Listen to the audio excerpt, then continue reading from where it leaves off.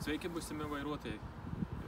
Mes šiandien apžvelgsime 20 patikrinimo klausimų prieš praktinį važiavimą. Ir aišku, per egzaminą gausite 3 klausimus, į kuriuos turėsite atsakyti.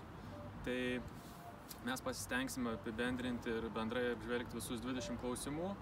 Tai aišku, visą laiką atliekant, tarkim, kažkurį klausimą ar pratimą, tai reikės išlipant iš automobilio užtraukti rankinį stovėjimo stabdį. Tai to dalyko nepamirškit, kitu atveju, aišku, bus kritinė klaida ir jeigu reikės pakelti variklio gaubtą, tai tą atlieka egzaminuotojas, tik jūsų gali paprašyti patraukti gaubto atlaisvinimo svirtį. Taigi, pirmasis klausimas. Parodykite, kur tikrinsite alyvos lygį variklyje. Variklinės alyvos lygį matuosime po priekiniu variklio gaubtu variklio karteryje. Matavimas vyks ryškiaspalvė matuoklė, jos pagalba galėsime nustatyti variklinės alyvos lygį.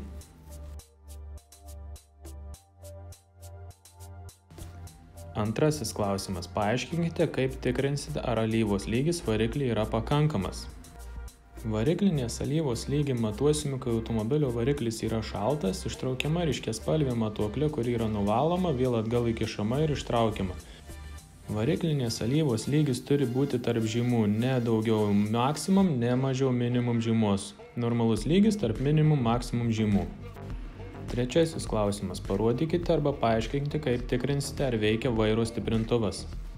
Užvedus automobilio variklį vairas turi suktis tiek į vieną, tiek į kitą pusę be jokių didesnių pastangų. Jeigu automobilio variklį užgesinsime, tai vairaratį reikės sukti su didelė jėga. Jeigu automobilio variklis yra užvestas, bet vairaratį vis tiek reikia sukti su didelė jėga, tai tokiu atveju vairo stiprintuvas jau nebeveikia. Ketvirtasis klausimas. Parodykite, kur tikrinsite skysčio lygį variklio aušinimo sistemoje. Variklio aušinimo skysčio lygį tikrinsime po priekiniu variklio gaubtu aušinimo sistemos išsiplėtimo bakelyje. Skystis dažniausiai būna ryškios spalvos, raudonas arba žalias.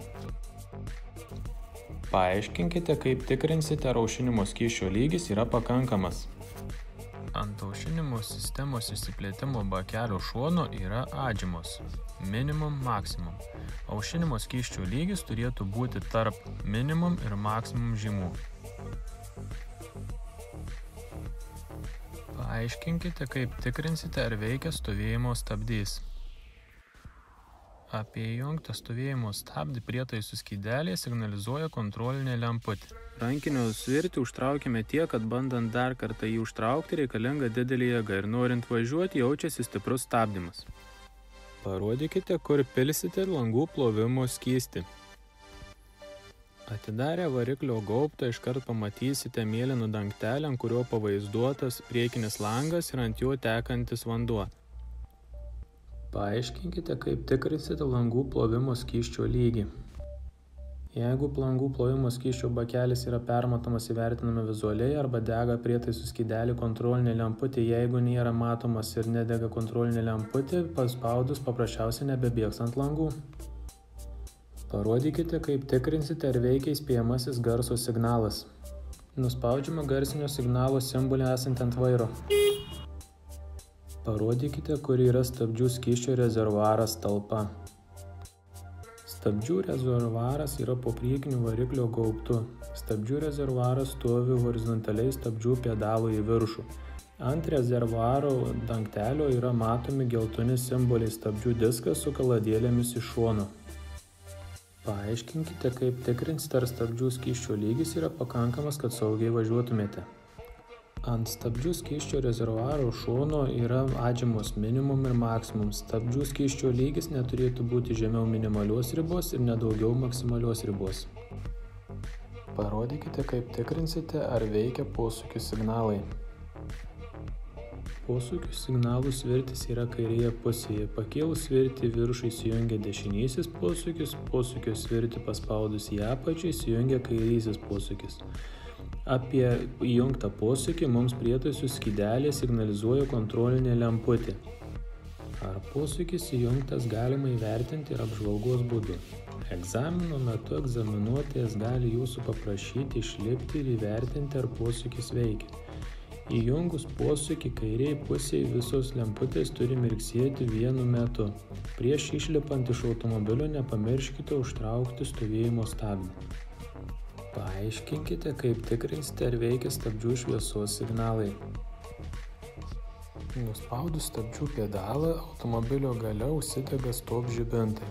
Atleidus jie užgęsta. Tamsiu paros metu apie automobilių žibintų veikimą matysime neišlipdami iš automobilių. Šviesiu paros metu prašysime pagalbos, kad kas pažiūrėtų, ar nuspaudus stabdžių pedalą stop žibintai užsidega.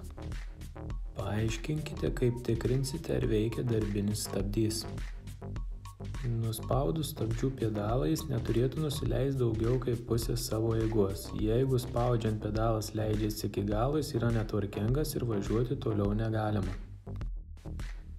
Parodykite, kaip tikrinsite, ar veikia visi žibintai.